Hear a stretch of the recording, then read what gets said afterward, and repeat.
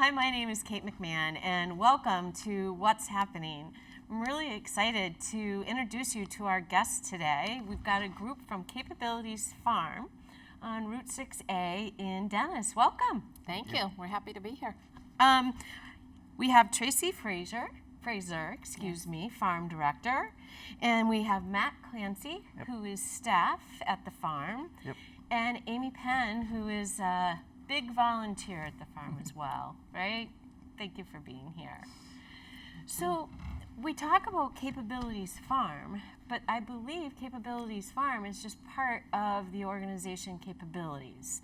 Can you talk a little bit about that? That is true. Capabilities has several different divisions to it that everyone isn't aware of.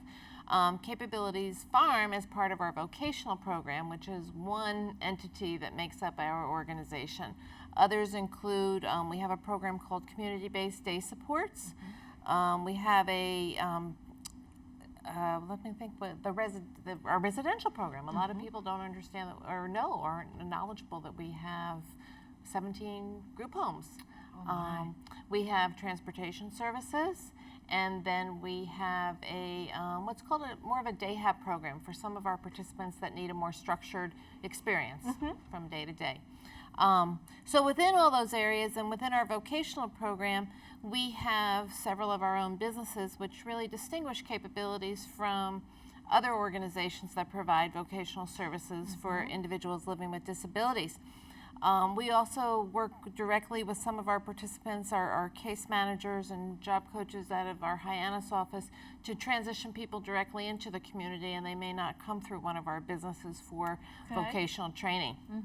But truly our businesses exist to help create jobs and to help individuals develop employable job skills that have them to the point that they are competitive for community-based employment, and that's ultimately our goal. Wonderful. In addition to creating awareness about our agency and what individuals with disabilities are capable of doing and the breadth of skills and talents that they offer to the community, and raising revenue for the agency. Which is great. Yeah, that's awesome. Help be self-funding. Absolutely. So let's talk a little bit specifically about the farm. We've got two folks here who sound like they've been working quite a bit since January, getting the farm ready to go for opening day. Can you help paint a picture of what's going on at the farm right now? First thing we did was cleaned up after our tree season. We took down the trees that we didn't manage to sell, and we mulched them this year, right? We did. Yep, yes. we mulched them this year. Yep, and then we also had to rip out all of the poles that they were standing up on from the yard, and then it was cleaning out the store and then cleaning out the greenhouses, and that took a while. That pretty much took up all of January. Wow. And then once that was done, we set up the greenhouses, turned the heat back on, and we set them up for planting. We got soil in, we got pots in, and then eventually we started getting plants in, and it's just been like a manufacturing process almost. That's a good way to describe it. Yeah, that is. That's great. And now, have you been at the farm the last 2 months too? Yes, and it's a team approach. It's a great environment for everybody, for people of different abilities, but it's certainly a team, and it's in high gear. It has been, well, the whole month with the plants coming in, and it's a great community. These people care about each other. It's really quite unique that anybody with, different abilities can come in, put their work out, and be so appreciated. Oh, wonderful. Yeah. Very nice. It sounds like it's got And a it great is so vibe. appreciated. I got to tell you, Ricky and Tracey, the day doesn't go by without them saying, thank you, thank you. We couldn't do it without you sometimes. Well, we couldn't do it without our volunteers, and we do. We have an It's a awesome great group of staff, and we have an awesome group of volunteers that make it all happen. That's great. Yeah. That's great. Yeah. And we were talking earlier that Matt gets his to work in all parts of the farm. Yep. Retail store, right? Retail, greenhouses, out in the yard. I work wherever I'm needed pretty much. That's great. Do you have a preference? Something you prefer to do? Depends on day or the time of year. Like if it's like the summer, I prefer to not be in the sweltering greenhouse. Or if it's the winter, I prefer to be not out in the freezing yard. Yeah. But that often doesn't happen. No. And you know the tomatoes so well. Yeah, and that's different every year because there's different conditions every year. Like last year we had like a bit of a mildew problem because we had such a cold, wet March, and then we used to have like little worm problem, but we put bug screens in to deal with that. So we find like different problems each year to try to fix, and then the next year we just find more problems to fix. Yeah. And you fix them. Yeah. Right. It's the life of growing things, right? The environment so much impacts what happens. But I bet the greenhouse is a great place to be right now. Yeah. Yeah, it's a the lovely best. place to be in the winter. And Planting as them. Matt said, we spend the month of January. That's sanitation month. And when you grow in all your houses, that's really a critical foundation for us. Oh, sure. And then we start growing early in February. Right. So Now, how big is the property there on 6A, the farm? the actual acreage is a little over 6 acres. Uh-huh. I think you can look at the farm almost as 3 businesses in one. Okay. We have our retail market. This is our 6th year operating out of the existing farm store. And then we have our garden center, which, as Matt talked about, the Christmas trees. And now we're planting pansy plugs and geranium plugs. Goes through the full season of what you would consider in terms of a traditional garden center. We'll go through the flower season, and the fall we transition to pumpkins and gourds and Indian corn and scarecrows and all those good things. And then we move into the Christmas season of greens and wreaths and Christmas trees. That's great. So, yeah. Taking advantage of the seasons and that great location. Yeah, that's awesome. So all this hard work is leading up to opening day. Right around the corner. 20th. Yeah. So Right around. when's that going to occur? The 20th. So Friday, March 20th is the opening day. Yes, and it's time. We're not quite ready yet, but it's time. So we will be ready. You will. No, it's a great, the farm, it's a great celebration of community.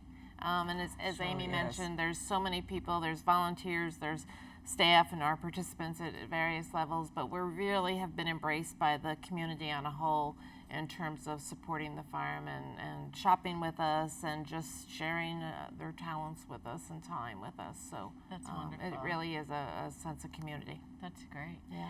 And there is a bit of a special event. Thank you so much for bringing some color into the studio today. Thank you, Ricky. Yeah, on opening day, we'll have a free pansy for the first 150 So fun. visitors, guests, shoppers to the farm. We'll do some greenhouse tours scheduled for 11 in the morning and 1 in the afternoon. We'll have a raffle for a gift basket of some of our products that we sell at the store. Oh, neat. And what else are we doing on opening day? I think the tours and the gift basket and the pansy giveaway. That's so fun. Yeah. That'll be fun.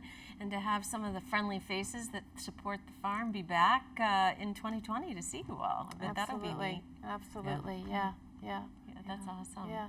So it is quite a big organization. So I'm sure as a nonprofit, you always have some needs. Is there anything in particular that the viewing audience could help you with at this point? So, as Amy's demonstrated, we are always recruiting for volunteers across all areas of capabilities, not just at the farm. Of course, we love our volunteers and can always have room for more volunteers at the farm, but truly across all areas, whether that be in residential, whether it be at our facility in Eastham and Falmouth, we in our community-based day support program, agency-wide, both in terms of direct service as well as in terms of administrative functions and operations behind the scenes. So volunteers are always a way. We are blessed with community support and donations, and that is something we are truly grateful for. Our development office works closely with several local organizations, corporate organizations, regionally in terms of grants, And so we are very fortunate in that area. But of course, if that is something that someone's interested in, they can contact our development office. And actually, they'll have a representative at our opening day. Oh, great. So that would also be Great. a time. But that information would always be available at the farm. Great. For anybody who was interested in knowing who the right person to contact is. Right. Yeah. And I'm sure if they visit the farm and they're interested in learning more, there's plenty of smiling faces there that will get them in touch with either, I'm assuming, yourself, Tracey, Yes. or your assistant farm manager, Ricky. Yes. Yes. Yes. That's great. Yeah. Well, this has been a lot of fun. Thank you again for sharing what the first 100 visitors to the farm on opening day could potentially receive. Yeah. Fun pansy. Yeah. We have several events coming up after our opening. The farm will great. participate, actually, our first 2 weekends, the farm will participate in community events, the Meet Your Local Farmer show Yes, in Harwich. in Harwich, Yes, at the community center, and that's a great little show. And we'll have available there pansies, we'll have some early season vegetables for sale, we'll have information about our salad club, which is a CSA. Okay, great. And so, and as well as just some upcoming events that we'll host at the farm, typically on Saturdays. The following weekend, we'll participate in the Rotary Home Show in Barnstable. Big event, lots of people. Yeah, lots of people. That's a nice community involvement. And then we try, particularly like in our shoulder seasons, early spring into the fall, not so much during the peak season, we try to have an event on each Saturday that's family oriented. So we may have a plant your own succulent garden. Mother's Day, it may be make mom a bouquet and an Easter basket. Plant your own herb garden. So there's a variety of events that take place, and typically that's posted on our Facebook page, or posted on Instagram to keep abreast of what those activities are. But you can almost guarantee that there's something on a Saturday between 11 and 3. Isn't that awesome? Yeah. Get folks outside regardless of the weather in the springtime. Absolutely, Lots of stuff absolutely. It's a happening good, healthy place to be. Yeah. Great. Yeah. And they can see that also on the website, or should we send folks to Facebook and Instagram to find Facebook out and about Instagram the- are probably the most current, up to Okay. date. Yeah, that would probably be the best spots. There'll be information at the farm itself, and flyers, but yeah, those would be the two best media spots to touch Great. base with. Yeah, yeah. Well, thank you so much for coming in today. It was great to have you.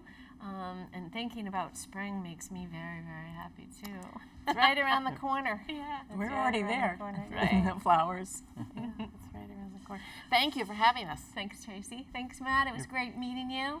And Amy, it sounds like they're very lucky to have you too. So thanks for being It's here my happy today. place. Oh, that's great. Love to hear those stories. So thank you for joining us today for What's Happening. Until next time, thank you.